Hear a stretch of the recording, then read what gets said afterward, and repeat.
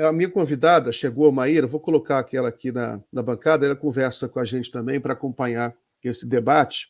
É a Maíra Goulart, ela é neta do João Goulart. Brincadeira, eu sempre falo isso, mas é brincadeira. Sempre uma mentira só para dizer que eu só tenho parente pobre. Ele sempre me força a falar isso, gente. Não, porque eu acho engraçado, porque a gente tem aqui a Ana Prestes, que ela, assim, é neta do Prestes. Tem o Brizola Neto, que é neto do Brizola. Aí quando a Maíra vem, eu sempre penso assim, ele é neto do João Goulart. Mas o meu avô era brizolista. Se vale, podemos colocar isso à baila. Tá bom. Maíra, o que você está achando desse debate sobre a PL do estupro? Bem, eu estava ouvindo a fala da Yara e eu corroboro muito tudo que ela disse. Acho que esse é um momento nevrálgico para algo que eu e Miguel conversamos toda vez que eu estou aqui, que é a necessidade do campo progressista parar de acreditar que apenas a temática econômica será suficiente para que as camadas populares adiram aos nossos projetos de poder, né? Os projetos de transformação, de desenvolvimento social, de inclusão. Se eles tiverem um conteúdo puramente econômico racional, eles perderam a capacidade de gerar conexão e engajamento. Esse é o recado que as urnas de todo mundo estão mandando para o campo progressista. É preciso disputar, é preciso utilizar a linguagem do sentimento, a linguagem da moralidade. A política não está mais se bastando na sua própria linguagem e na linguagem correlata, que é a linguagem da macroeconomia. Essa é uma janela de oportunidade para o campo progressista. Deixar de lado essa aposta na economia e entender que alguns conteúdos precisam ser disputados na sociedade. E aí é uma disputa. Não é a imposição do nosso modo de ver o mundo. O meu modo de ver o mundo corrobora muito o de Yara, e suponho que o seu também. Meu corpo, minhas regras. Se eu achar por bem abortar ou não abortar, a decisão é minha, ninguém tem nada a ver com isso. Mas essa posição é uma posição, hoje em dia, minoritária. E que insiste na linguagem dos direitos, ainda uma linguagem política. Essa linguagem não está comunicando, principalmente para aquelas parcelas da população que não têm direitos. Ou seja, não é que elas não tenham, elas não gozam, isso não faz parte do dia a dia dessas pessoas. Né? Então, a gente, assim como no tema da segurança pública, o campo progressista, conforme ele continua investindo na linguagem dos direitos, ele vai perdendo a capacidade de atrair as camadas populares, as camadas que não têm direitos nos seus dias a dia, ou seja, que essa linguagem não é uma linguagem inata para o seu campo político.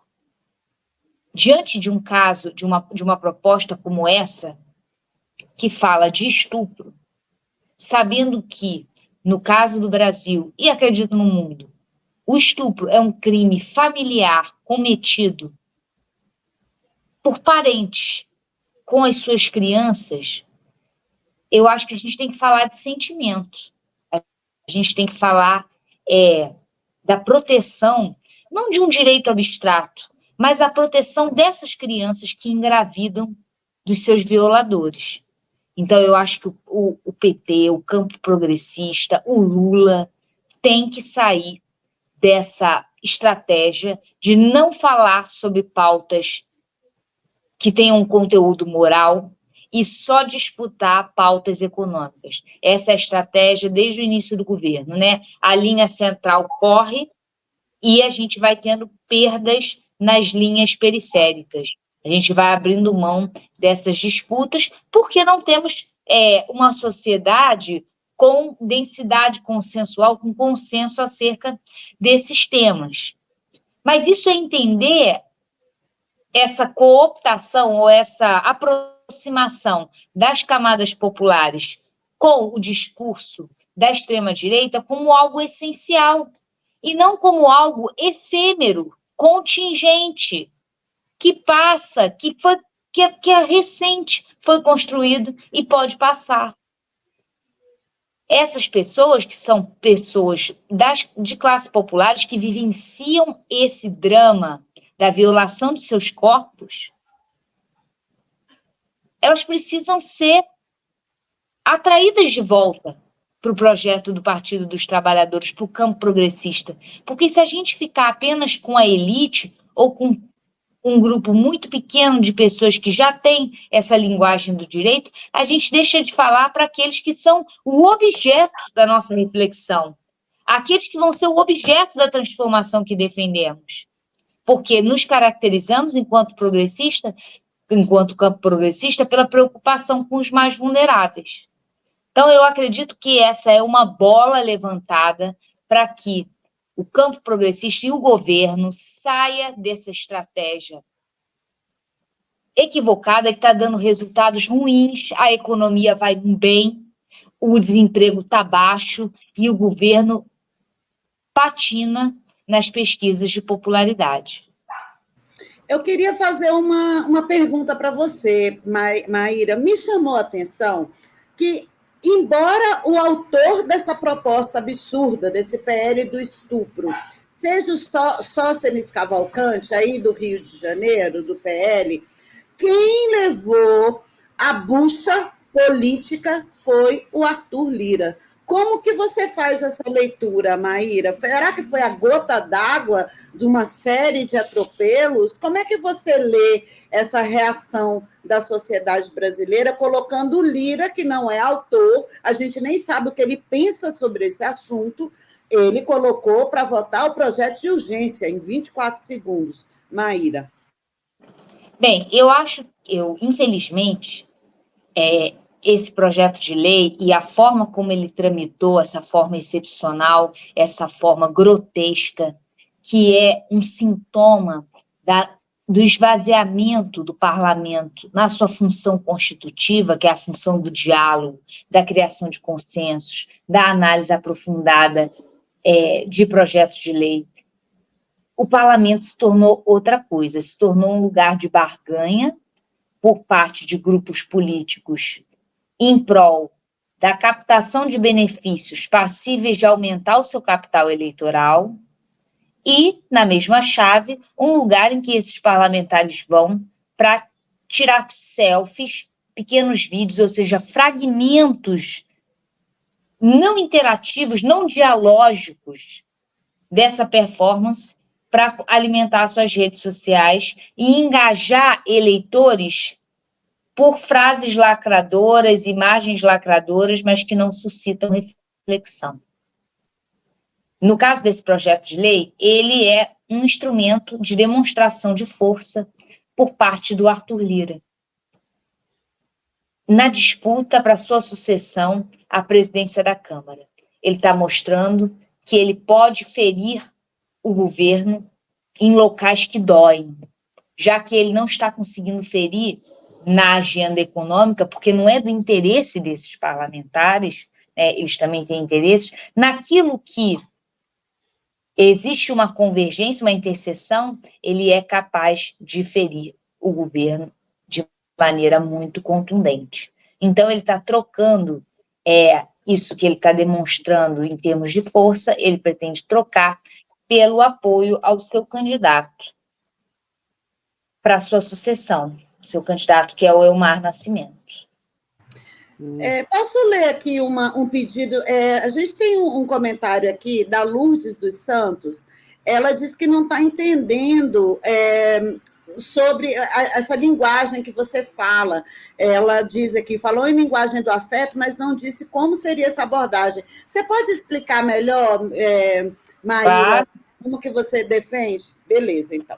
A linguagem do afeto é a linguagem daquele que se sente aviltado e que essa ira, essa preocupação, essa tristeza são afetos negativos em relação à possibilidade de uma pessoa vulnerável, um corpo vulnerável, um corpo que está na base da pirâmide do patriarcado, meninas não brancas. Essa é a base, se a gente pensar o patriarcado como uma pirâmide estruturada a partir de opressões, de relações de opressão, que são raciais, que são econômicas e que são de gênero. A menina não branca, ela é a base dessa pirâmide. E é o corpo dela que está sendo um lugar de barganha para interesses políticos. Porque é isso, tem muito pouco de doutrina cristã, de o problema é que as pessoas são cristãs, são evangélicas. É muito menos isso e muito mais utilizar o corpo daquela parcela que é mais vulnerável como um instrumento de projetos de poder. E a linguagem do afeto é a linguagem que o campo religioso utiliza e que o campo progressista precisa começar a utilizar. A linguagem que fala sobre Deus, que fala sobre amor, que fala sobre a família. E todos esses elementos são aviltados por esse projeto de lei. Deus, a família, o amor, todos eles são aviltados por um projeto de lei que não fala de aborto de modo geral. Ele fala, sobretudo, daqueles casos, né, a prática do Conselho Federal de Medicina, que foi mudada, falava dos abortos permitidos por lei, que são aqueles em que a sociedade já pactuou, que tratam de casos em que o bebê é uma violência ou algo que ameaça a vida da mãe. Muito bem. Yara, deixa eu só fazer um comentário sobre essa linguagem do afeto, é o campo da comunicação. Aí para responder também a moça aí que perguntou, porque você tem um setor da sociedade brasileira que não fala uma linguagem jurídica, né? E também não fala uma linguagem da macroeconomia. É por isso que o campo progressista tem que falar a linguagem. Está falando. O sucesso dessas manifestações de ontem para hoje foi justamente porque foi usada a linguagem do afeto, né? O que é a linguagem do afeto? PL do estuprador, né? Pegou esse nome, PL do estuprador, defesa das crianças, PL da gravidez infantil, né? Defesa das crianças brasileiras, isso tudo é o afeto, né? A linguagem do afeto. Porque se a gente for falar a linguagem jurídica, o direito das mulheres e falar sobre... fica mais difícil entender. E a questão que eu concordo com a Maíra, a questão da pauta econômica, porque a pauta econômica ela funciona, na realidade, Maíra, na vida, na prática, né? O povo não acredita na manchete de jornal que as coisas estão bem. Ele vai acreditar se ele vê os preços caírem no supermercado. Ele é pragmático nesse sentido, e é uma grande sabedoria dele. Ele tá cansado de... a melhor maneira de... A economia funciona, evidentemente. Ela cria o ambiente onde a sociedade fica menos rancorosa, os sentimentos melhoram, a comunicação fica mais fácil para o governo. E o governo tem uma avenida aberta para se comunicar com a população, justamente porque a economia está bem. Agora, não adianta ele só ficar repetindo isso. Você repetindo, as coisas estão bem, as coisas estão bem. Os povos já sabem, porque ele... Agora, é um pouco irritante também, acaba tendo um backlash, porque a inflação pode estar baixa, mas os problemas estruturais do povo permanecem, né? As pessoas ficam irritadas com o discurso de que as coisas estão bem. Por isso que o pessoal confunde comunicação com propaganda. A comunicação é outra coisa. Você tem que desenvolver uma estratégia mais sofisticada, falar a linguagem do afeto e disputar essas pautas morais. Não tem jeito, né? Achar que é uma coisa que vem sendo repetida, né? Era quase um mantra. Não, o governo Lula não pode entrar na pauta de costumes nem moral.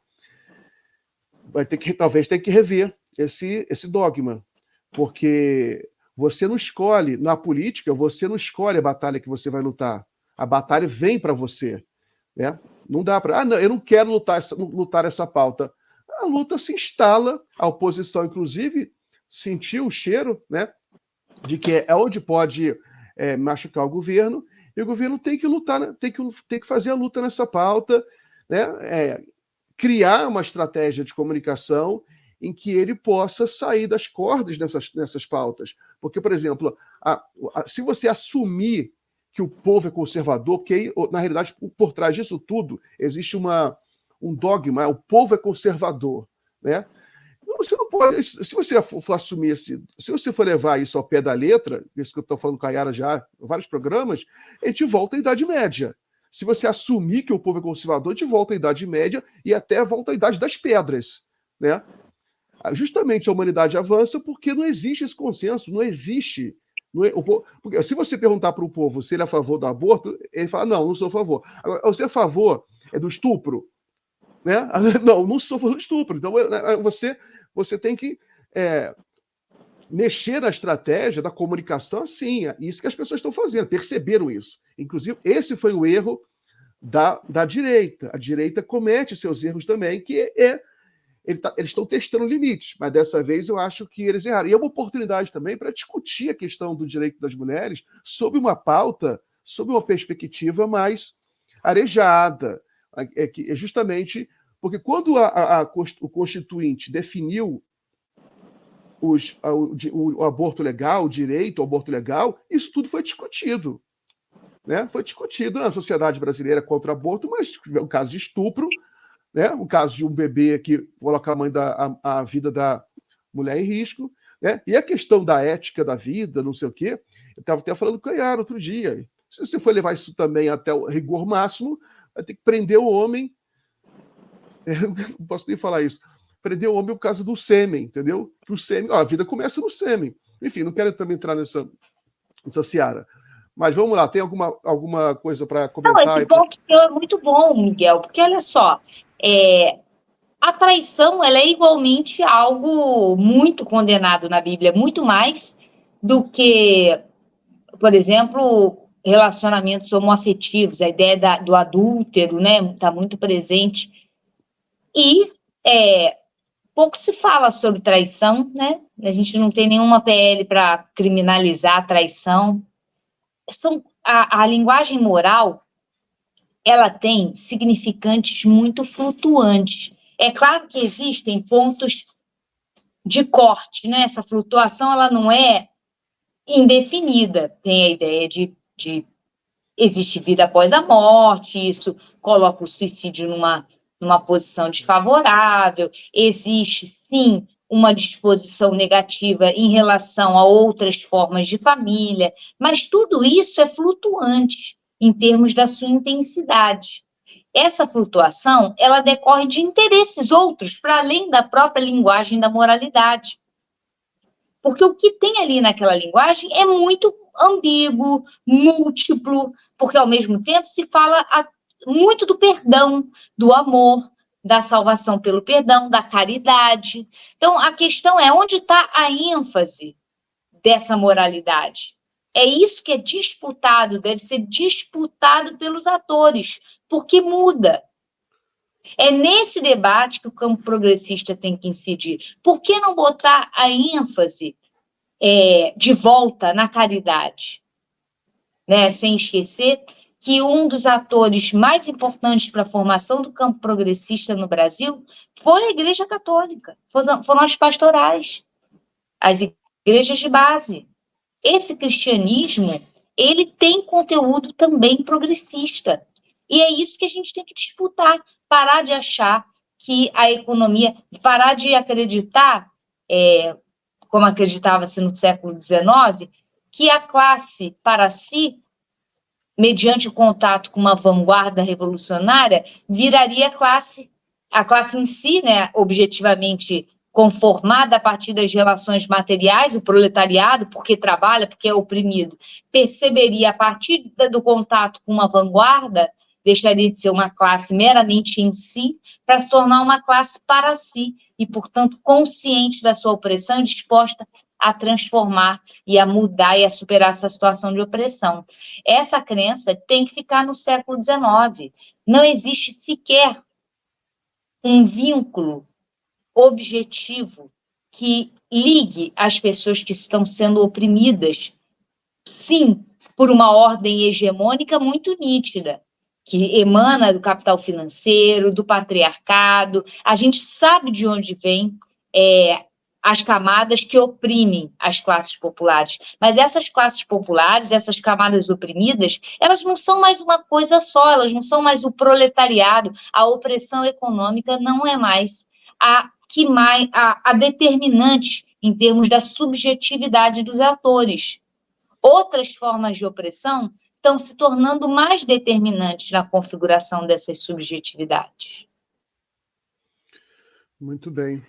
Eu só consolido a minha convicção, sabe, Maíra, que se homem engravidasse, aborto seria feito em caixa eletrônico aberto 24 horas. Infelizmente, nós que somos as únicas capazes de reproduzir trabalhadores, né? Os nossos corpos são sempre politizados. Mas eu quero dar tchau aqui para você. Eu quero dizer mais do que isso, Yara, antes de você ir embora. Todo mês eu falo para o meu companheiro que se homem menstruasse, não tinha mais cólica. Não é possível que essa humanidade não tenha resolvido esse problema. Verdade. E não é só isso, não é só o aborto. Vamos pensar, se os homens fossem os responsáveis pelas funções de cuidado, será que elas já não seriam precificadas e remuneradas devidamente? Né? Quanto que a gente... Né, Maíra, sobre a condição feminina, da gente ser sempre o outro, né? E a gente tem que parar e pensar nisso. Acho que talvez o afeto esteja aí, né? Da gente se ver como ser político e por que a minha capacidade reprodutiva é um debate que os homens que conduzem, né, Maíra? Perfeito. Falar de cuidado, falar para essas pessoas, disputar a moralidade falando de cuidado. Por que a mulher é a única incumbida do cuidado? E como incentivar os homens a cuidarem também? Isso tudo tem que ser discutido. E eu acho que o campo progressista tem que parar de deixar isso passar, porque não vai ter como sustentar no longo prazo uma coalizão de forças que ignora aqueles temas que são mais caros à sociedade, que dizem respeito ao corpo, à família e à moralidade. Disse tudo. Gente, então sextou, viu? Vou deixá-los aqui. Um beijo para vocês. Vou voltar lá para a redação. E só dar um recadinho. 20h15 eu estou de volta com a live especial sobre o Enfio, tá? A gente vai receber a ministra Nízia Trindade, o diretor do Hemorrio, e vamos falar aí sobre doação de sangue. E vamos nessa, tá bom? Eu espero vocês. Um beijo, Miguel, e um beijo, Maíra. Tchau, comunidade, para vocês também. Até segunda. Tchau, tchau. Um beijo, Yara. Então, Maíra, então só para a gente terminar o debate aqui nesse assunto da pele do estupro, né? Você abordou uma questão interessante, que é que ela, de certa forma, muda, né? Ela obriga o governo a mudar a sua estratégia de comunicação já, à força, né? Numa guerra, as táticas elas são construídas de acordo com conforme a batalha se desenvolve. Você não escolhe totalmente, você tem um plano prévio, né? Conforme o inimigo avança, a arma que ele usa, você se defende e contra-ataca com uma estratégia diferente. Mas eu estou achando muito demorada essa reação, Miguel. Eu não estava lendo notícia agora, mas até de manhã o Lula não está falando nada sobre isso. Ele está lá no G7 falando de inteligência artificial. Não, era para ele estar falando disso no G7, sensibilizando a comunidade internacional, falando para os cristãos do mundo. O Lula é um player mundial, essa batalha que está sendo travada aqui no Brasil é uma batalha mundial. Essa ativação dos componentes reacionários da religião, ela não é um processo nacional, ela é um processo global que diz respeito ao fato de que as expectativas suscitadas pelo plano econômico, quando a gente estava falando de economia, você falou a questão da inflação, de chegar lá no mercado e ver que as coisas são mais baratas, é o seguinte, dentro de uma hegemonia neoliberal, que é onde vivemos, existem limites para as transformações econômicas. Então, elas sempre vão frustrar expectativas, porque as expectativas econômicas se escalonam. Quando eu recebo um aumento, aquilo não dá conta das minhas expectativas de consumo. Eu fico até, às vezes, mais frustrada porque eu não ganhei o quanto eu desejava ganhar. Da mesma forma, pensando em termos educacionais, né, essas transformações que estão sendo operadas pelo campo progressista empoderam também, em termos de educação formal e informal, segmentos que não necessariamente vão ter sua capacidade de consumo e acesso a direitos garantido. Então, isso gera frustração de expectativa.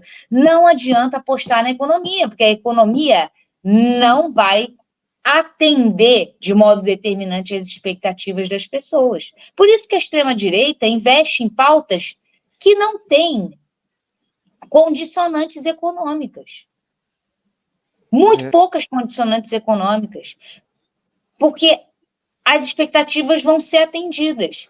Se o que você quer do seu parlamentar é que ele vá no parlamento e falar contra os gays, você vai ter sua expectativa atendida. Mas se a sua expectativa com o parlamentar é que ele melhore a situação habitacional do seu município, essa expectativa vai ser atendida de maneira muito mais complexa e difícil. Muito bem. Caian, bota na tela aí o PDF, o nosso PDF, nossa apresentação. Bota na página que diz que a ONU condena a PL dos estupradores. Cita fundamentalismo religioso no Brasil. Coloca aí na tela. A Maíra falou uma coisa que me fez pensar. O Lula ele tem uma grande oportunidade, porque a ONU se posicionou dessa maneira, e também essa posição mais progressista goza de um grande apoio nas sociedades, nos países desenvolvidos, no momento em que há uma certa tensão, que o Brasil está se alinhando por razões estratégicas ao Sul Global. E o Sul Global, a gente tem países com os quais a gente tem a gente não partilha de alguns valores nesse sentido. Por exemplo, o Irã, né, que é um grande país, um país muito importante, só que tem valores diferentes dos nossos nesse sentido. Então, o Lula tem uma grande oportunidade de fazer essa luta lá. Espero que ele ouça aqui a sua dica e ele fale isso a tempo antes de voltar para o Brasil, de fato. É fundamental que ele entre nesse jogo. Essa é uma dividida que gera engajamento. Lembra que a gente sempre conversa sobre isso também? Não adianta jogar o futebol difícil. Não gera engajamento ficar falando de inteligência artificial, regulamentação da inteligência artificial. Isso não entra, não gera. A gente tem uma eleição municipal para vencer, a gente vai ter uma eleição de 2026 dificílima. O Lula pode, inclusive, eu pensei nisso agora, né? Adotando essa pauta em âmbito internacional, precipitar um movimento que venha a dificultar a eleição de Donald Trump, por que não? O Lula, ele tem muito soft power. Eu não estou vendo ele se manifestando sobre a eleição do Parlamento Europeu, sobre o que aconteceu na França. Ele tem que jogar em âmbito internacional e é um campo que ele adora jogar. E ele é muito bom nisso. Tomar essa maré conservadora como algo concretizado é assumir que o Trump vai ganhar essa eleição. Eu não sei se as pessoas que têm dados melhores do que eu estão já dando isso de barato. Eu continuo fazendo preces diárias, para usar a linguagem religiosa moral, orações diárias para que Trump não vença nos Estados Unidos, porque eu acho que isso muda muito o jogo aqui no Brasil e no mundo. Não, é perfeito, porque nos Estados Unidos, inclusive, é um fenômeno mundial, mas, sobretudo, nas democracias que a gente tem dados para falar isso. Né? Talvez seja no mundo inteiro, até em regimes políticos que são diferentes. Mas, nas democracias, as mulheres têm posições mais progressistas. E uma das razões é justamente essa, né? que os homens eles têm, adotam posições equivocadas em relação às mulheres. Né? Nos Estados Unidos, por exemplo, a questão do aborto é muito presente no debate. E o Biden, ele defende a legalização do aborto. Tanto que, quando a Suprema Corte Americana, alguns meses atrás, acho que já tem até um ano, que ela mudou um dispositivo em que dificultava e até colocava em risco o aborto legal nos Estados Unidos, houve uma grande mobilização das mulheres e até o Partido Democrata cresceu, porque como o voto não é obrigatório, então as mulheres se mobilizam mais, e uma das razões até que o Biden ganhar, o Biden tem apoio das mulheres. Entre as mulheres, nos Estados Unidos é impressionante. Se dependesse das mulheres, o Trump perderia de lavada. O voto do Trump é um voto que é mais masculino, assim como o Bolsonaro. Inclusive, uma das características que a gente sempre notava nas pesquisas, uma coisa que eu nunca tinha visto antes em outras polarizações, era a questão de gênero, que se instalou no Brasil. Se dependesse das mulheres, o Lula ganharia o primeiro turno. E é uma questão internacional hoje, por exemplo. O problema da extrema-direita, que avança na Europa, ela tem um ponto fraco. Mulheres também. A extrema-direita é mais masculina. Então, agora no México, por exemplo, ele elegeu uma presidenta mulher. E talvez uma das razões que o México conseguiu essa proeza é porque eles fizeram uma legislação de paridade no Congresso lá, de 50% a 50%. Hoje em dia tem mais mulher até mexicanas parlamentares do que homens, né? Então é preciso usar essa pauta. A gente aprende na prática, né, Maíra? Política a gente vai aprendendo na prática, não tem um manual, né? Havia um... Mas está havendo uma demora na reação, Miguel. Política se aprende na prática. Já era para o governo ter como cidadão ideal para a comunicação, para aquele que você está pensando o tempo inteiro nas políticas públicas, tinha que ser a mulher evangélica, a mulher cristã, a mulher que se identifica como cristã, que é uma mulher que não tem uma família patriarcal. Esse é o ponto. Ela é cristã, mas ela tem uma família que não é a família homem, mulher e crianças. É uma família que muitas vezes são só mulheres.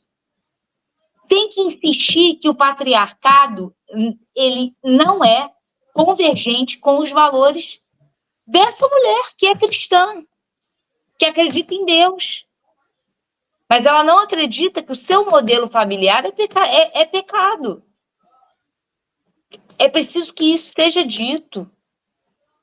É preciso que esse seja o foco da comunicação do governo. Está demorando muito a reagir. Eu lembro que uma pesquisa de abril de 22, o Lula ganhava com uma larga margem entre as mulheres evangélicas. É preciso retomar aquilo que foi perdido. E só vai ser retomado se for falado sobre moralidade, sobre família, sobre salvação, sobre afeto, carinho, Deus, cuidado. Se continuar achando que porque a pessoa vai comprar uma picanha mais barata, vai deixar de votar naquele que está falando da salvação, eu não acredito nisso. Hoje em dia, ainda mais que quando a pessoa satisfaz as suas necessidades básicas, ou seja, quando a própria economia melhora, ela produz um fenômeno psicológico em que a pessoa volta a sua atenção para temas superiores. Por isso é a razão pela qual a classe média, por exemplo, ela passa a pensar questões ideológicas, né? Ela passa para de se preocupar apenas com a questão econômica, assim, de subsistência, e começa a pensar questões ideológicas. E, de fato, o governo tem que e agora, com a economia crescendo, já cria uma nova classe média, né? Cria uma nova classe média. E é um problema que todo mundo tem aquele meme, né? O povo, as pessoas mais pobres as pessoas mais pobres votam na esquerda, a esquerda faz um bom governo, tem uma ascensão para a classe média vota na direita, a economia desaba. É um ciclo maldito que a América Latina vive constantemente. Você vê na Argentina, aqui no Brasil também, né? Que é um problema. Então, essa questão que você está falando é a solução que resolve o mistério que a gente estava... Porque essa crença, essa aposta na racionalidade, Miguel, é porque, de alguma maneira, a esquerda ainda não abriu mão dessa ideia iluminista de razão, né? De uma ideia de certo ou errado e de dialética que caminha necessariamente para o progresso, entender que os caminhos são mais tortuosos, que vão envolver uma maior capacidade de escuta do campo progressista, porque tem isso. A gente só quer falar, a gente quer levar a luz para essa parcela da população, a gente quer explicar coisa para as pessoas, quando, na verdade, a gente tem que ouvir também, abrir mão. Você citou o caso do México, eu não estudo, não sei nada sobre o caso, mas é um caso que me chamou muita atenção. A gente está num contexto de extrema-direita avançando no mundo inteiro, e a gente tem uma vitória acachapante da esquerda no México. Vizinho, um país que está ali na borda dos Estados Unidos e que tem muita contaminação cultural reversa entre os dois países. E elege de maneira acachapante, ou seja, dá continuidade a um projeto de esquerda. É mais do que elege, é mais do que uma aposta no vazio. É um voto de aprovação e desejo de continuidade da esquerda no poder. Mas me parece que o López Obrador é alguém menos iluminista nas suas falas. Ele tem falas mais erráticas, ele polariza muito, mobiliza o léxico da polarização, ele tem um conteúdo conservador, né, na sua performance, e, portanto, ele não permite que lá se instale essa dicotomia direita, temas de moral, e esquerda, pauta econômica. Ele conseguiu que a extrema-direita não proliferasse nessa interlocução com as classes populares no México. Então, eu acredito que o modelo mexicano tem que ser melhor contemplado pelo Brasil. Se eu fosse o Partido dos Trabalhadores, estava mandando uma porção de cientista político e operadores da política irem lá estudar o que está acontecendo. E também o caso do México é impressionante, porque não foi só a vitória da presidenta, foi eleger um parlamento progressista, né? É uma coisa que, inclusive, as críticas que começaram a surgir, poder demais para a presidenta, poder demais, concentração de poder, porque elegeu a maioria dos governos estaduais, né, mexicanos, elegeu a maioria no parlamento. Imagina se, por exemplo, o PT, é como se o PT elegesse a maioria dos deputados, né? Ou seja, elegesse 300 deputados, elegesse a maioria dos governadores, São Paulo, Rio de Janeiro, Paraná. Imagina o desespero da extrema-direita no Brasil.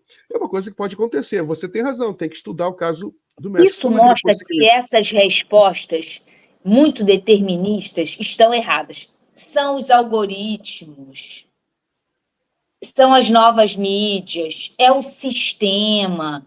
Eu detesto pegar trabalho para dar parecer ou dissertação que vem com muito sistema, vem com muita abordagem determinista, porque os processos são erráticos e não são determinados pela tecnologia. São interesses, são disputas, pode mudar no curto prazo, porque cada performance tem efeitos imediatos, uma vez que você tem uma ampla capacidade de disseminação. Um fator aqui, até um internauta lembrou, né, México, Socorro Nascimento, né, o seu presidente conversava diariamente com o povo. Um fator que tem que ser considerado era uma comunicação muito simples, um processo muito simples, que é o López Obrador, ele fazia uma conferência matutina. Todo dia de manhã, ele fazia uma coletiva de imprensa, ele conversava com a população, né, porque era exibido ao vivo, todos os dias, segunda a sexta. Essa talvez seja uma lição. Talvez... Isso também me chamou muita atenção, Miguel, quando eu ouvi sobre o caso mexicano, porque é muito... Eu assisti algumas dessas coletivas, né? Primeiro que não são lives, Ou seja, os veículos de imprensa mandam seus setoristas para a coletiva. E nessa interação com o presidente, isso influencia a cobertura midiática. Esse é o primeiro ponto. Então, você tem uma determinação nos agentes de formação de opinião tradicionais. E para as novas mídias, as redes, alimentar aquilo que é formação de opinião mais moderno, você tem a geração de fragmentos, de conteúdos do próprio presidente sobre os temas do momento, sobre o qual ele é indagado por esses jornalistas. Exato. Isso é genial. E não entendo por que não começa a ser adotado. É muito medo de errar, entendeu? Tem que poder errar. Errar não custa tanto quanto se omitir, não ocupar o espaço da interação. O Lula faz, por exemplo, a live dele, uma vez por semana, que cada vez está de vez em quando não tem. Mas uma coletiva de imprensa seria muito mais animado, porque a live do Lula não pauta tanto o país, como pautaria uma coletiva de imprensa, que ele responderia às perguntas mais duras. E você corresponsabiliza a mídia. Sim. Você corresponsabiliza. Esse jornalista que faz essa pergunta vai pressionar o jornal para que isso entre no jornal, que entre nas redes, que passe na cobertura. Ele vai divulgar essa resposta nas redes dele. Essa ideia é muito boa. Sim.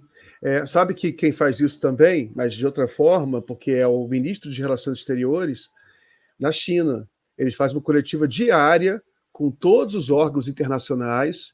As perguntas mais difíceis vêm dos órgãos internacionais, né? Reuters, CNN, fazem perguntas difíceis sobre guerra na Ucrânia, e são os porta-vozes, né? No caso, raramente até o próprio ministro que responde, mas são os porta-vozes que eles revezam, e eles respondem com muita dureza, é muito franco a linguagem diplomática da China nesse sentido, e do López Obrador também. Quem fez isso durante muito tempo, e foi uma das razões do sucesso dela, foi a Cristina Kirchner. A Cristina fazia coletivas de imprensa em que ela, às vezes, ela respondia, quando tinha um editorial que ela não gostava, ela respondia, vou responder aqui, respondia, rebatia, e aquilo é um dos motivos dela ser tão popular, até hoje, tanto que se ela fosse a candidata, mas teve um lawfare muito grande na Argentina também, se ela fosse candidata, as chances dela ganhar seriam grandes, né? Ela liderava as pesquisas, né? E é uma boa lição, bem lembrado, né? Tomara que o Lula... Vou mandar um e-mail para ele sobre isso. Não, eu tenho falado disso em todos os espaços, porque a gente precisa, a coisa está muito preocupante. Não adianta apostar só as fichas na vitória do Boulos em São Paulo, vai que ela não acontece. Tem que jogar em todos os campos, tem que eleger na eleição municipal através de acordos, mas o presidente tem que estar falando o tempo inteiro. Você falou uma coisa importante agora, que é a questão municipal. A gente está com o tempo já meio acabando, mas fala um pouquinho as suas expectativas para as eleições municipais. Bem, primeiro eu quero dizer que na segunda-feira eu vou lançar o 3º volume do Guia Lapcom Eleições Municipais Vereadores. Então, a gente vai analisar municípios das 7 regiões do Rio de Janeiro. O trabalho é estadual, então a gente está traçando cenários eleitorais para cada um dos municípios a partir da vereança. E por que eu acho importante a gente ter isso como introdução para o nosso papo? Eleição municipal é a porta de entrada do cidadão, do engajamento na política. Então, ela é muito importante. A relação de um cidadão com seu vereador é uma relação de proximidade. Segundo ponto, uma coisa que aparece no nosso guia que é preciso deixar bem nítido, ainda mais que a gente está chegando, já vai começar o período de campanha daqui a alguns meses. Não existe alinhamento automático, na maioria das cidades, entre o que acontece no plano nacional e o que acontece no plano municipal. Então, você vai ver, sim, PT e PL, republicanos e PT, se aproximando de maneira muito mais franca do que no plano nacional. Porém, existem sim, em capitais, como é o caso de São Paulo, espelhos da polarização nacional. Não só porque foi São Paulo que garantiu a vitória do Lula, né, com aquela redução nas últimas semanas da votação do Bolsonaro, como é o maior colégio eleitoral do país, é o lugar, é a capital do estado que está sendo governado pela principal liderança bolsonarista no momento atual, que é Tarcísio, que está experimentando, pondo em prática um modo bolsonarista 2.0 de governar, que leva a cabo realmente realmente não, mas que investe mais no discurso neoliberal, de corte de gastos, junto com uma política de morticínio na segurança pública. Esse laboratório está em disputa.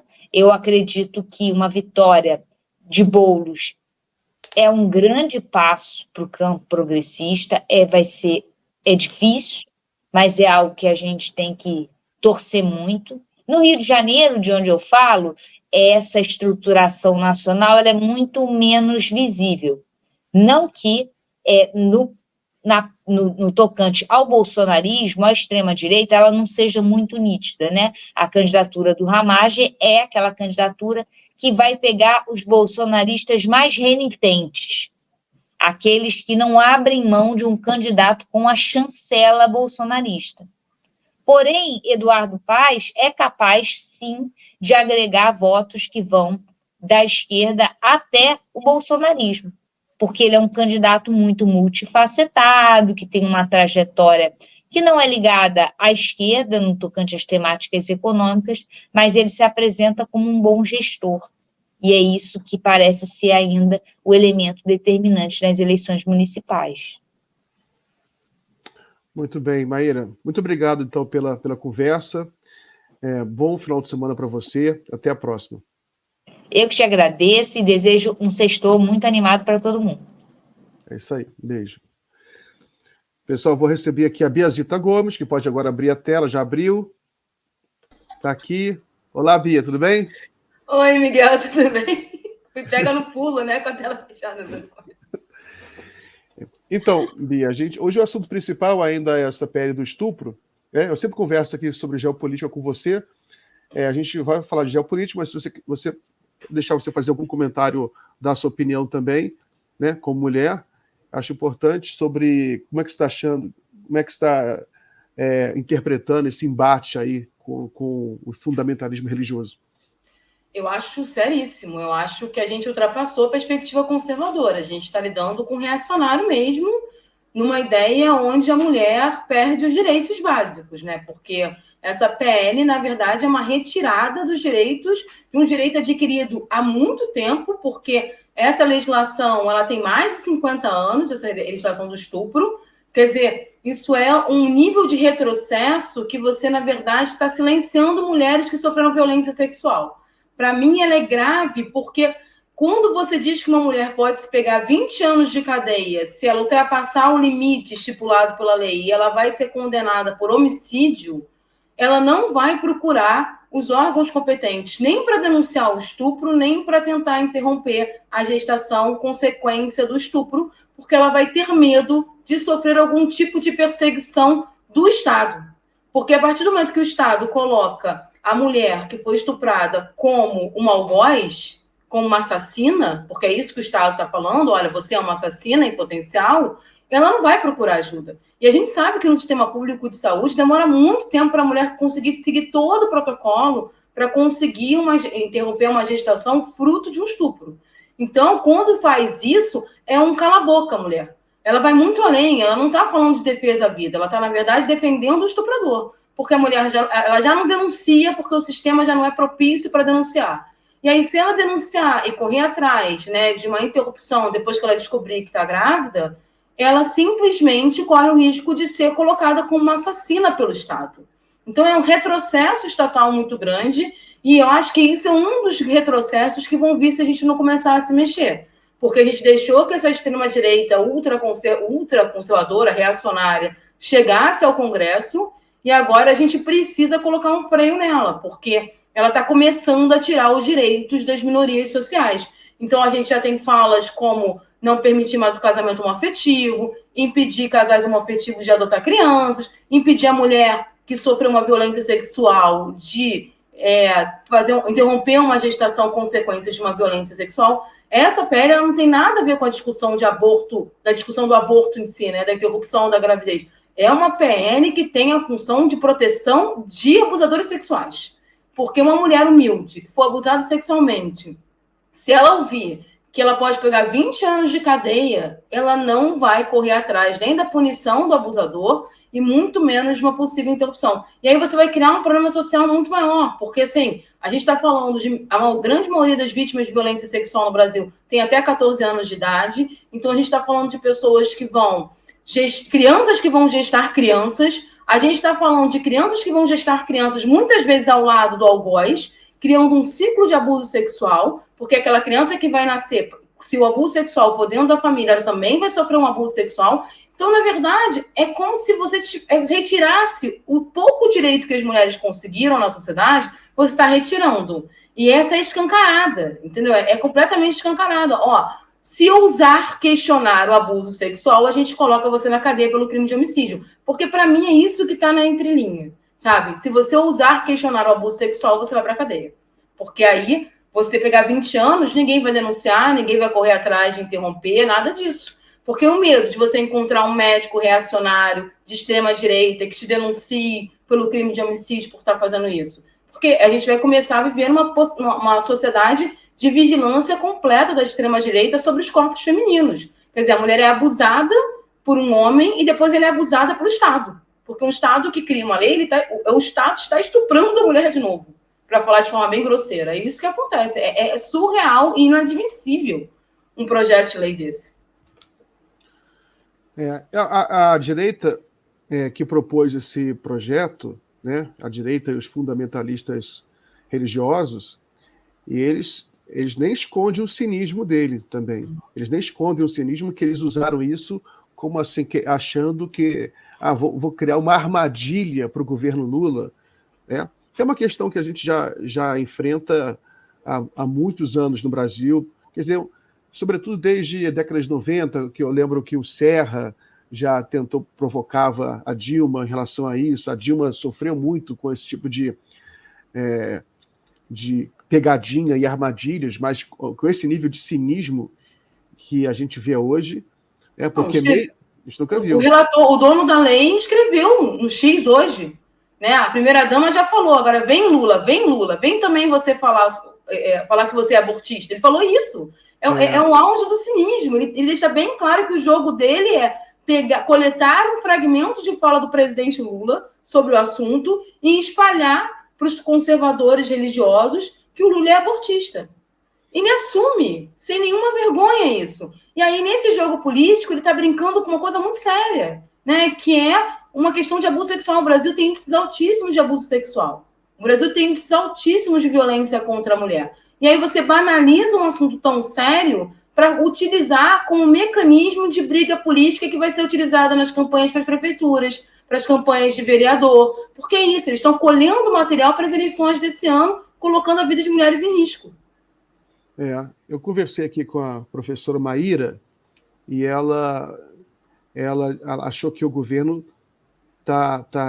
agora, nas últimas 24 horas, melhorou a abordagem, mas que o governo ele vai ter que entrar nessa disputa, nessa luta, porque a tática de achar que só a economia vai resolver não é mais válida hoje. Hoje em dia, o embate político ele chegou no campo moral e aí até eu concordei com ela e falei que a estratégia de política é criada na batalha, né? A gente não pode escolher as batalhas que a gente quer lutar. Não é tão fácil assim, seria muito fácil. Eu acho que o governo achava que seria muito fácil se ficasse só no campo da economia, né?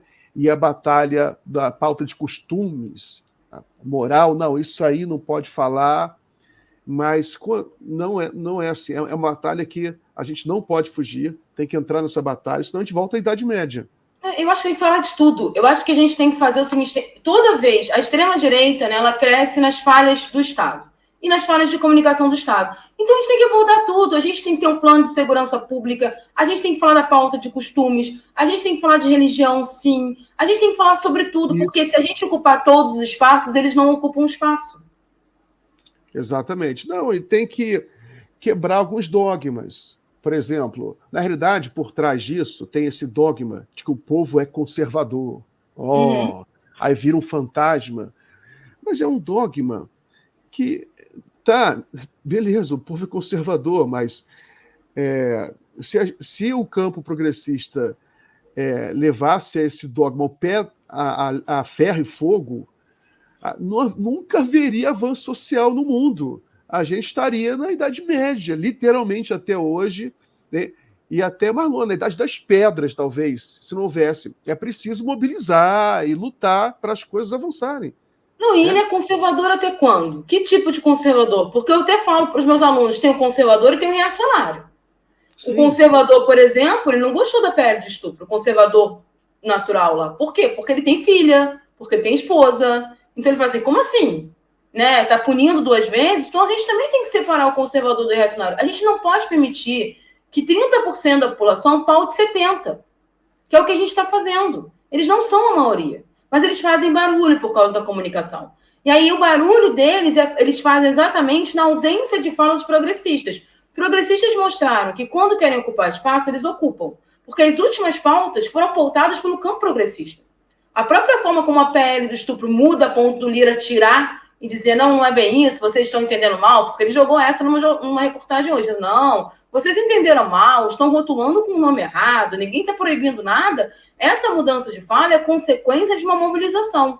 Dá para fazer, dá para discutir. A gente tem que parar de ter medo de discutir e tocar em determinados assuntos, porque a sociedade não vai avançar. O retrocesso cresce no silêncio. Né? Se a gente não toca nos assuntos, a gente tem que tocar, a gente tem que falar, a gente tem que debater o assunto. Porque o voto que a gente vai perder, a gente já perdeu. Esse voto reacionário não vai para a gente. Ele não vai migrar. Então não adianta tentar focar nesse campo. Vamos focar nos outros 70%. Tem tantos assuntos para falar. Tem economia, tem questões culturais, tem questões de gênero, tem questões de construção de fake news na área médica. Tem que ocupar todos os espaços, o tempo inteiro. Né? Tem que chegar e olhar o que o López Obrador fez lá no México. Né? Vamos ocupar todos os espaços e acabou. Tem que ocupar tudo. E assim, é plural. Tanto o campo da esquerda é plural, como o campo progressista é plural. Então você não precisa adotar as mesmas posições o tempo todo. Né? A gente pode dialogar. A democracia deliberativa é isso. A gente discute, a gente conversa, a gente ouve os pontos divergentes. Eu acho que há um medo muito grande de tocar nesses assuntos, e aí a gente acaba deixando essa galera crescer. E aí essa galera cresce, acha que é mais do que pode e se torna mais do que pode, porque eles mobilizam as pessoas com informações deturpadas. Eles passam a informação deturpada. Era a estratégia deles. Eles iam vender para a população mais conservadora que o presidente Lula era um satanista abortista, porque era isso que ia rolar. Daí jogar um satanista ali no meio. Sim. Eles estão preparando o terreno ainda para isso. Né? Você vai ver, por exemplo, que houve muita mobilização das mulheres nas ruas de ontem para hoje, né? Continua tendo muito nas redes, que eles querem isso também. Eles querem separar o videozinho, que é a tática deles. Né? Só que é preciso ir para as ruas mesmo, é preciso enfrentar os reacionários, porque a única saída contra o retrocesso é você mostrar coragem, você procurar convencer as pessoas. E você abordou um aspecto interessante, que é você tem o setor radicalizado, fundamentalista, e que é preciso ser enfrentado. Entendeu? É preciso ser enfrentado. Mas não adianta você querer lidar com esse setor. Não, isso não vota no Congresso com Lula, não vota, não vai aprovar nada, né? Não vota na esquerda. Então, é um bloco que tem que ser enfrentado, e é um bloco perigoso. É um bloco que mistura, é um bloco delinquente do ponto de vista dos valores da modernidade. Esse projeto, por exemplo, deixou bem claro. Tem uma função, né? A política tem essas coisas. Esse PL teve essa função, pelo menos, de mostrar quem é quem. Né? Mostrar até onde eles querem chegar. Que você chegar ao ponto de querer equiparar o aborto ao crime de homicídio, prender umas mulheres com prisão de 30 anos, uma pena superior do estuprador. E é evidente que um projeto como esse estimula o estupro, Bia. Claro. Estimula. Porque agora o estuprador, assim, eu vou ser pai. Ainda tem isso. Ainda tem isso, porque assim, o próximo passo é permitir o nome de estuprador na certidão de nascimento. Daqui a pouco vai obrigar a guarda compartilhada com o estuprador. E aí a mulher vai ser triplamente responsabilizada porque ela vai ter que conviver com o algoz dela. Então, assim, é um nível de retrocesso absurdo. A mulher vira literalmente um objeto nesse processo. Então, a gente tem que abrir um olho, sim, porque essas pessoas querem pautar a sociedade a partir de uma perspectiva extremamente conservadora, uma visão religiosa arcaica, e o Estado é laico. Então, está na hora da gente enfrentar. E não é enfrentar na base da briga, é enfrentar mesmo o debate de ideias e fechar todos os canais no sentido de que não pode ter ponta solta. Tem que falar sobre tudo, tem que responder sobre tudo, por mais polêmico que seja, porque se o governo pautar, eles vão ter que correr atrás da pauta do governo.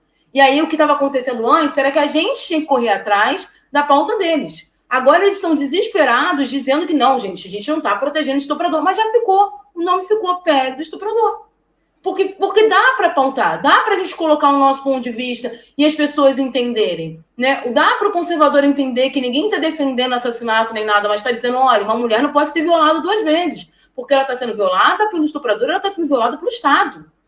O Estado ele não pode permitir isso, o Estado tem que proteger a todos. Quando o Estado faz isso, ele está dizendo, olha, você é menos importante para a gente, então nós não vamos te proteger. Você é vítima 2, 3 vezes, dependendo. Então, ela é muito séria porque ela mostra o que essas pessoas querem fazer com o Estado. Essas pessoas querem colocar as minorias embaixo do sapato delas. Elas querem pisar nas minorias sociais. Elas querem tirar os direitos civis dessas minorias. E todos os países do mundo onde não teve um diálogo com essa galera radicalizada, eles estão tomando poder. Por exemplo, hoje no G7 não pôde se colocar no documento final uma fala sobre o aborto que sempre teve, porque a Meloni impediu. Porque ela é extrema-direita italiana ultraconservadora. Então, assim, a gente não pode deixar essa galera ganhar espaço, porque eles estão ganhando. E eles estão ganhando na nossa falta de conversa, na nossa falta de diálogo, no nosso medo de falar e cutucar algumas coisas. Não, a gente tem que falar, porque essas pessoas radicalizadas, elas estão perdidas do ponto de vista de votos. Elas não vão virar. Não vão ser conquistadas. Agora, os outros conservadores podem, sim, passar a pensar de forma diferente. E a sociedade tem que evoluir, porque senão a gente ainda estaria no período das trevas. A gente não teria tido nenhum avanço, a gente estaria na Idade Média ainda, não teria nem direito civil. Porque senão, se a gente não enfrentar, não discutir, a gente não sai do lugar, né? Não, precisa de um mínimo de desordem para as coisas andarem. Não dá para ser o tempo todo. A ordem excessiva não faz ninguém andar, né? Então, assim, aí eu fui lá no Bakunin, né? Mas, tipo, não dá para a gente achar que não tem que ter enfrentamento, não tem que ter discurso. E dá para pautar, gente. Está provado que dá para pautar, é só a gente querer pautar. A questão é, a gente quer pautar? A gente quer segurar esse rojão como progressista? Porque é um rojão. Essa que é a questão. Muito bem. Bia, eu vou já caminhar para o encerramento aqui do nosso bloco. Concordo com você, tem que enfrentar. É a lição que fica agora desse episódio lamentável, o enfrentamento continua. As mulheres demonstraram capacidade de mobilização impressionante, tem pesquisa até, coloca na tela aí a pesquisa da Quaest, ela mostra nas redes sociais, mais de 50% contra a PL, só 17% a favor da PL. Ou seja, menos do que o núcleo reacionário. Menos que o núcleo reacionário, porque tem mulher bolsonarista também que deve ter ficado com uma pulga atrás da orelha, né? Peraí. Vai isso? Elas têm filha também, né? Minha filha, porque isso pega... Eles não estavam falando contra a justiça, aquele papinho de ditadura judicial. Imagina a ditadura judicial que você ficar uma mulher exposta a um juiz condenado a 30 anos de prisão. Isso sim vai ser ditadura judicial. Não essa brincadeira que eles estão aí, essa coisa que eles estão inventando agora. Né? Eles não estão contra o excesso do judiciário. Eles vão entregar um poder para o judiciário de prender mulher no Brasil.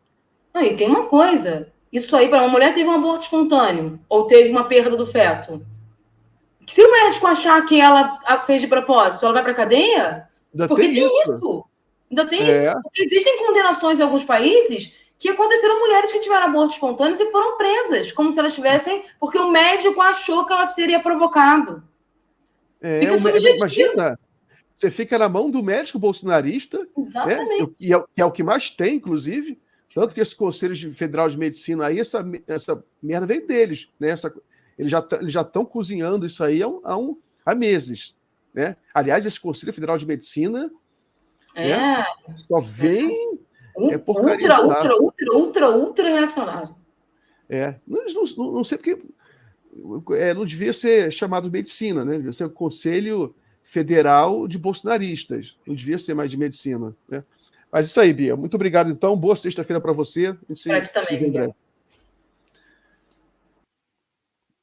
Pessoal, vou trazer aqui agora a Aline Dutra, famosa esquerdogata, para a gente trocar uma ideia aqui na sexta-feira, no Sextou. Tudo bem, Aline? Bem-vinda.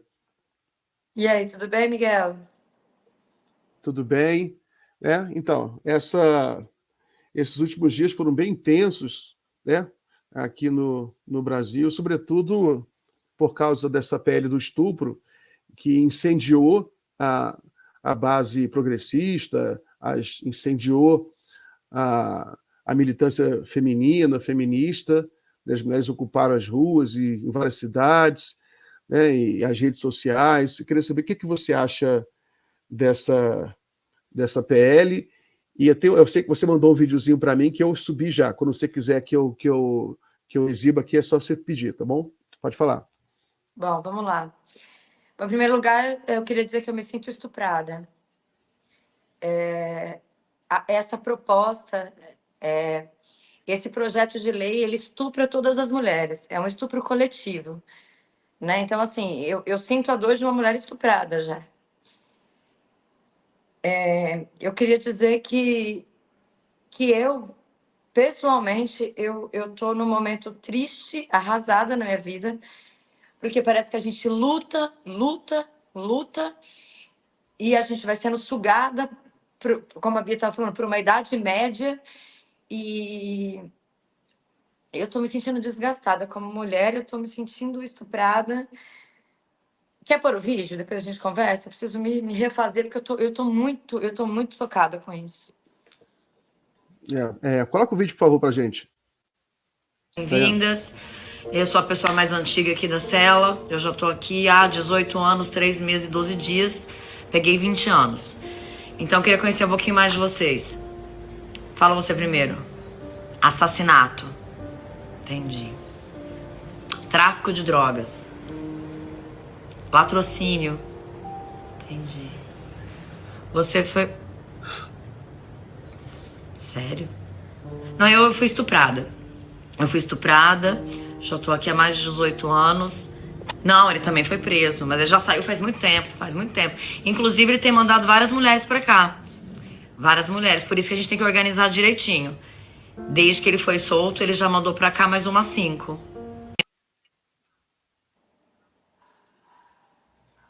Muito bom. Essa é a luta, você tá na luta, né? Você tá na luta. Agora, fica bem aí. Ali, não chora não, senão eu vou chorar também, a gente não vai conseguir terminar a live. Entendeu? Meu amor. Fica forte aí. Quando eu vejo mulheres apoiando isso, eu percebo o quanto o plano fascista, ele deu certo. Ele deu muito certo.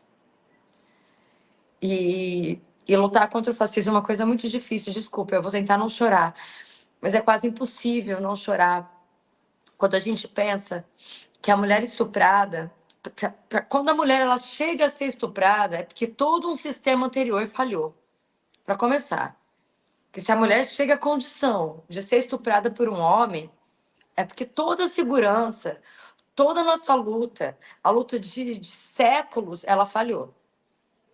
Então, a gente tem um PL, um projeto de lei agora, que ignora toda a luta até que essa mulher chegue aos braços de um homem e seja estuprada. A gente acabou de ter um veto de um projeto do presidente Lula de investir bilhões em educação sexual nas escolas, justamente para impedir que crianças sejam abusadas. Então, a gente perdeu essa. Então, tá. Então, a criança ela está livre. Então, aí já começa todo um processo. Então, assim, a questão central agora está sendo da mulher ser presa ou não. Mas se a mulher foi estuprada, nós já falhamos enquanto sociedade, nós já falhamos enquanto país, nós já falhamos enquanto seres humanos. E eu vi que teve um recuo agora, né, do Lira, nessa votação urgente, né? Que isso para ele é urgente. A PL das fake news não era, mas isso é urgente. E as pessoas estão falando, isso vai acontecer quando a poeira baixar. Não vamos deixar a poeira baixar. A poeira só baixa quando a gente para de se movimentar. Se todo mundo ficar quieto, a poeira vai baixar.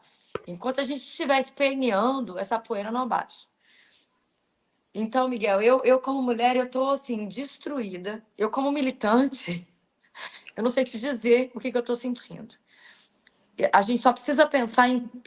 Aí, repito, a gente está olhando esse problema, esse PL agora, mas a gente precisa pensar que a mulher estuprada, ela já foi vítima de todo um sistema misógino, de toda uma falta de proteção, de uma falta de orientação nas escolas. Então, o buraco ele é bem mais embaixo. O problema ele é muito maior do que simplesmente este projeto de lei que torna uma vítima ré. Estou nervosa, né? Você está percebendo? Não, mas as mulheres estão todas muito nervosas, né? A Yara, que faz o programa comigo, também está muito revoltada.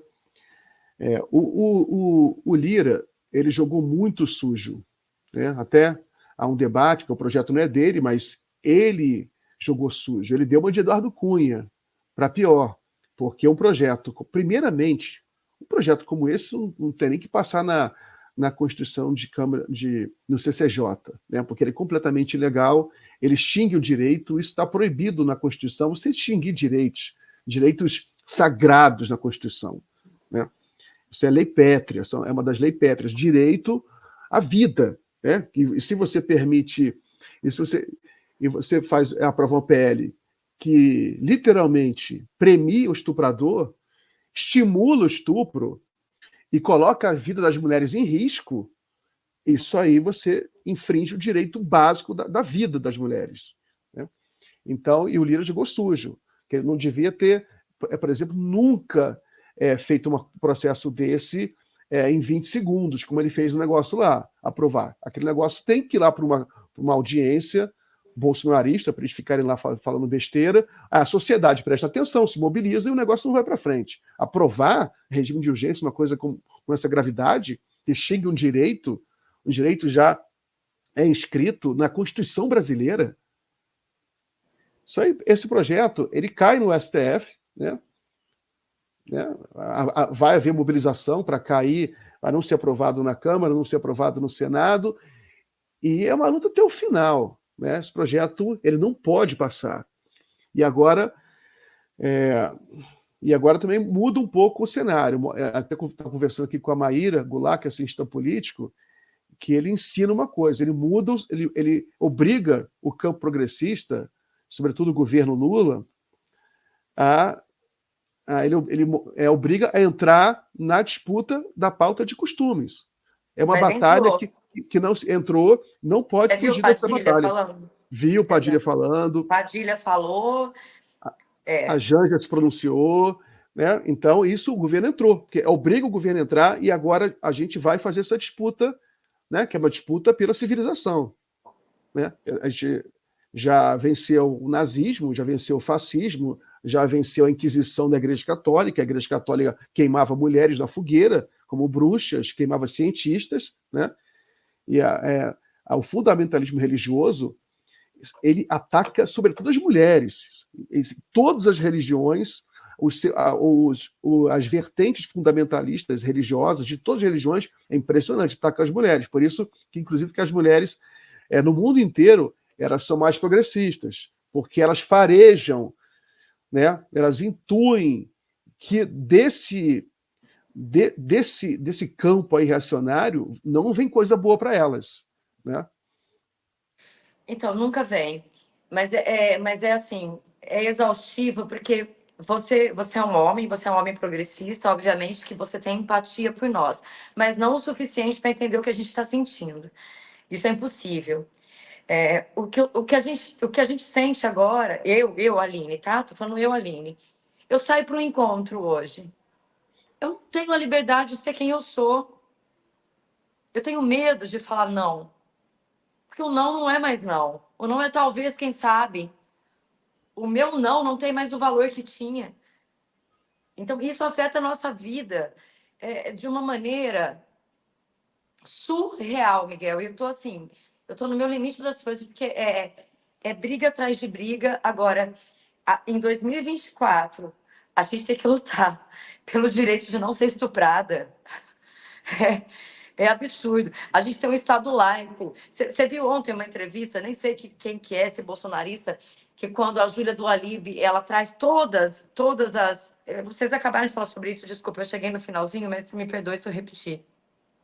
Ela traz todas as pesquisas dizendo que é um projeto de lei que não agrada a população, e ele diz, mas eu tenho eu tenho uma pesquisa que é melhor, qual a Bíblia. Eu vi sim. Minha pesquisa é Deus. A minha pesquisa é Deus. Pois é, mas ele tá sem barba, né? Ele não pesquisou lá a parte da Bíblia, Levítico, sei lá quanto, que homem não pode fazer barba. Então, assim, eles fatiam a Bíblia de acordo com o interesse deles. Porque ele tá ali com a barbinha bem feitinha, e a Bíblia diz que o homem não pode fazer barba também, não. A pesquisa dele não é Deus. Para mim, é uma heresia falar isso. Né? É uma heresia ele falar isso. Tem várias mensagens aqui para você, ó, da Veranize. Sinta-se abraçada. Né? Tem aqui a Disquele, cabeça erguida, Aline, junto venceremos essa batalha.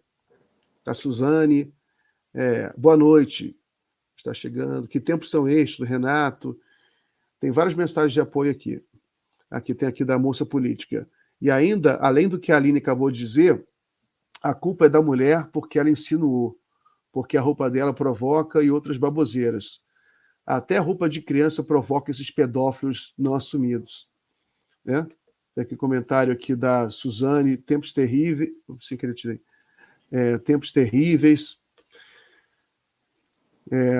Tem aqui deixa eu ler aqui mais comentário. Da moça política também. O projeto foi escrito pelo encapetado deputado federal Sóstenes, que, como não é de surpreender ninguém, eu duvido, do PL, Partido da Ladroagem. Partido lixão. Tem comentário aqui também da Suzane. Eu fui abusada quando era criança, só que não engravidei. Já abortei. Mas porque não tive como prevenir, até hoje me arrependo. Deixa eu ver aqui. Outros comentários. Então, deixa eu falar uma coisa para ela que disse isso, até hoje me arrependo. Não pode falar. Provavelmente ela foi uma pessoa que teve alguma segurança, né? Se ela está viva hoje, a ponto de se arrepender, ela faz parte de uma minoria que aborta sem ser presa, que tem dinheiro, que consegue as coisas. A maioria das mulheres pobres que abortam, elas não têm tempo de se arrepender, porque elas morrem. Elas morrem na mão dos açougueiros. Então, elas não têm nem... Qual é a porcentagem de mulher pobre, preta, da favela que se arrepende do aborto? A gente não sabe, a maioria morre. Então, essa questão também ela tem que ser muito levada em consideração. Então, a mulher branca, classe média, ela aborta, se arrepende, faz a terapia dela. Agora, a mulher preta, ela não tem nem essa chance. A mulher pobre, ela não tem nem essa chance. E outra coisa que eu acho muito triste dessa galera pró-vida é que eles apoiam a minoridade penal, eles apoiam a pena de morte, ao mesmo tempo que eles dizem que só Deus pode tirar a vida. Então, é uma frase que eu sempre uso, que eu acho que ela é forte, mas que eu acho que ela é verdadeira. Para essa galera é o seguinte, Miguel, deixa nascer, cria como for, porque se não der certo, o Estado mata depois. E a gente aplaude, que a gente é pró-vida e bandido bom é bandido morto. Exatamente. Não apoiam programas sociais para salvar a vida das crianças, das famílias, apoia uma política de segurança pública assassina, que mata sobretudo jovens, às vezes muito jovens, que são empurrados para o tráfico. É muita hipocrisia. E o pessoal, inclusive, que todo agora apoia Israel, que está fazendo genocídio das crianças palestinas, né? Aí eles não são pró-vida. Não, eles são pró-vidas, eles têm umas vidas selecionadas. Eles têm umas vidas selecionadas, eu imagino. Essa questão, né, da vida é muita hipocrisia deles, né? Porque senão você não... Onde é que a vida... Que vida é essa que eles apoiam, né? Agora, tem uma questão importante, que é esse fundamentalismo religioso, que é a base disso, né? É uma lei religiosa, uma lei teocrática, né? Que eles querem transformar o Brasil numa teocracia, num Estado fundamentalista, evangélico, né? Nem todos, inclusive nem é totalmente evangélico, mas de uma seita específica, né? E com muito cinismo, né? Porque os ricos, mesmo evangélicos, eles vão ter acesso a tudo que eles querem, inclusive ao aborto, numa clínica segura, né? Imagina se a filha de um pastor fundamentalista desse foi estuprada, né? Ele vai numa clínica e vai abortar. Agora, a maioria da população brasileira não tem acesso a isso. Agora, tem um backlash, né? Você teve uma mobilização muito grande, já mostrei pesquisa aqui, e dessa vez eles sentiram o golpe, né? Eles mexeram com o vespeiro, e essa luta aí vai continuar. Pode falar. É o que eu costumo dizer, se não pode com a formiga, não atiça o formigueiro. Na verdade, a segunda, né? Que a PEC das praias também deu uma esfriada total por conta das redes sociais. Tivemos agora, só redes sociais no caso. Tivemos agora uma mobilização de rua, mas eu considero pequena perto da gravidade do problema. Foi uma movimentação de rua muito importante, mas ainda pequena perto da mobilização das redes sociais. E há quem diga que dizer que você é militante na internet não é militância. Não, isso é militância. O que a gente está fazendo nas redes sociais, Miguel, o que a gente está fazendo aqui é a gente está salvando vidas, a gente está fazendo um movimento gigantesco.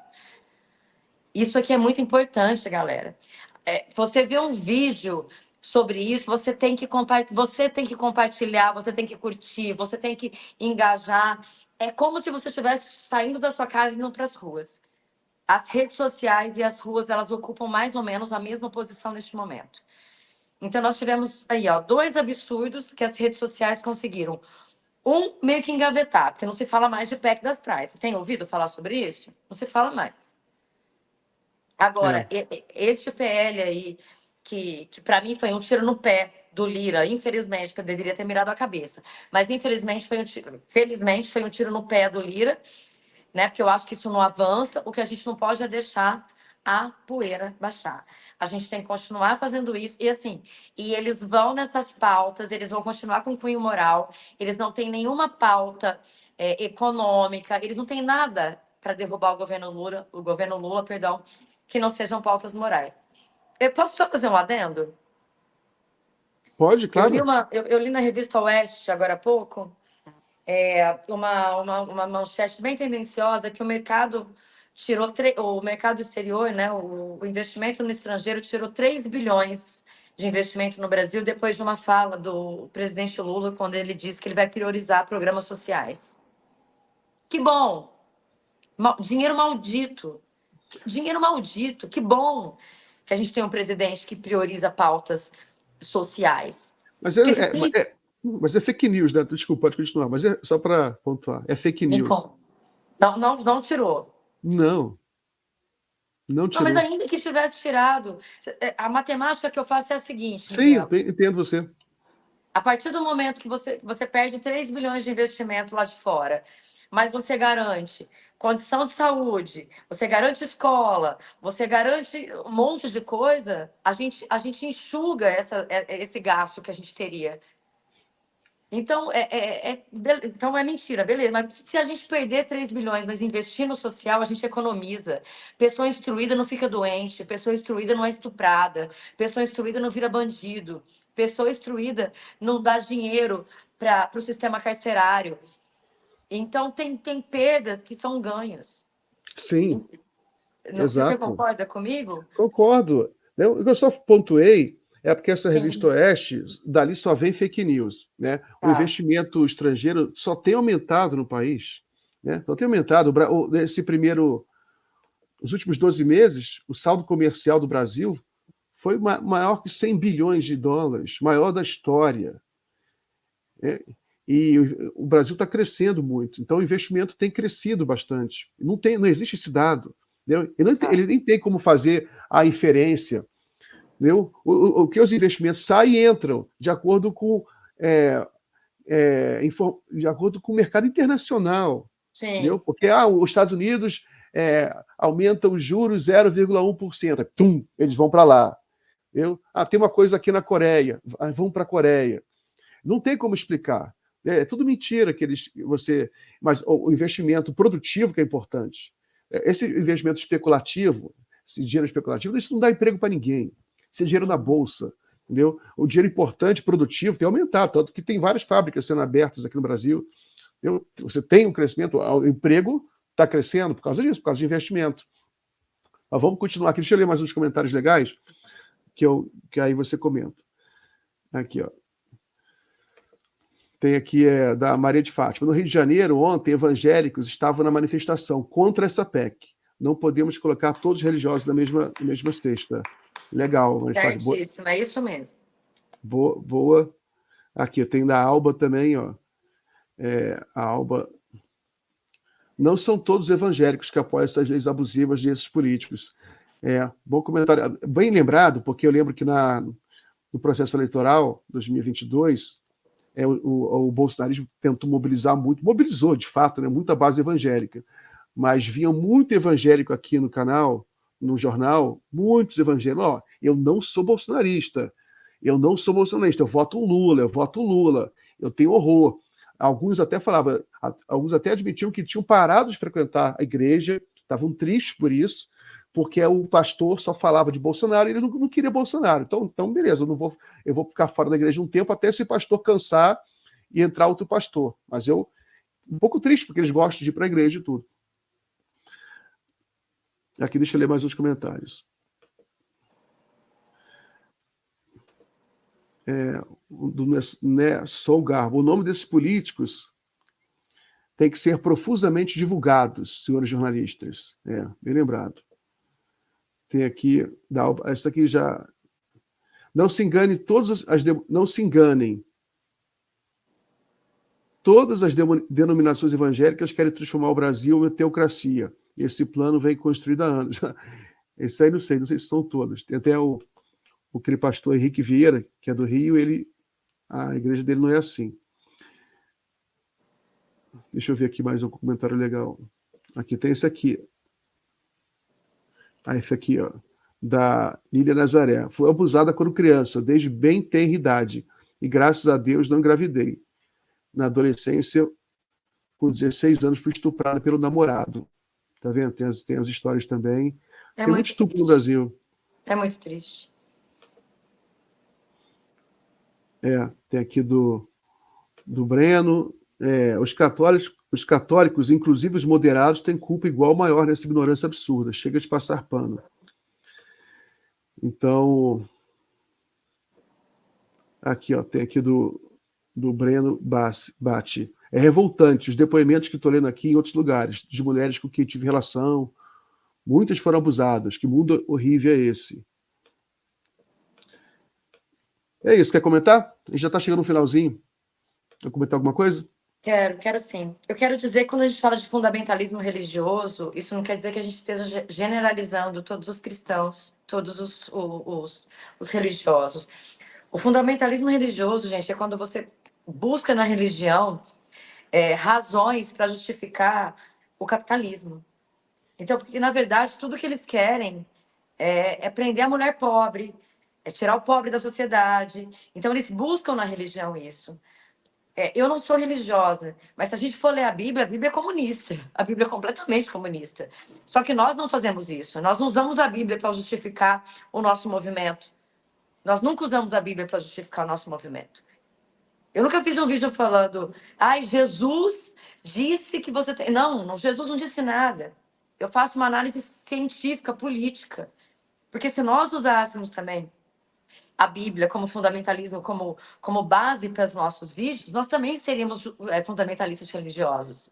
O que a gente não pode é fatiar a Bíblia em pedaços para justificar interesses de pessoas que de nada têm, que nada lembram Jesus, nada lembram religião, nada lembram amor ao próximo. Tanto é que, como eu disse agora há pouco, lá com a Júlia do Alibe, o mesmo cara que diz, eu me pauto na Bíblia porque só Deus tira a vida, é o cara que diz bandido bom é bandido morto. Esse tipo de gente, é óbvio que ele usa da religião para atender interesses capitais, interesses materiais. Porque senão ele teria que levantar a mesma bandeira. Todo mundo tem direito à vida, inclusive o bandido, e isso eles não fazem. É isso mesmo. Aí, chegamos ao final. Agradeço muito. Antes até de despedir, eu queria só ler o comentário aqui da Lília, que eu achei legal. Sou evangélica e nunca fui de direita. Sou filiado ao PT desde a década de 80. É isso aí, Lília.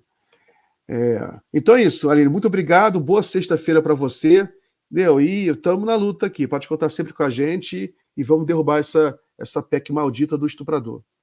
Desculpa esse meu tom mais alterado hoje, mas é que eu não poderia ser diferente. Eu não sou uma atriz, eu sou um ser humano que está indignado. É isso aí. Um beijo. Boa sexta. Beijo, querido. Até.